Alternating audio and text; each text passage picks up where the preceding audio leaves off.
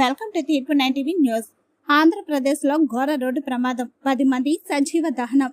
మార్కాపూర్ జిల్లాలో ఉదయం ఘోర రోడ్డు ప్రమాదం. రాయవరం సమీపంలోని క్వారీల వద్ద ప్రైవేట్ ట్రావెల్ బస్సు టెప్పర్ను ఢీ.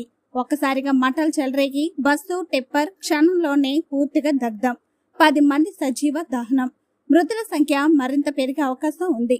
జగిత్యాల నుండి కనిగిరి వెళ్తుండగా ప్రమాదం. బస్సులో 40 మంది ప్రయాణిస్తున్నారు.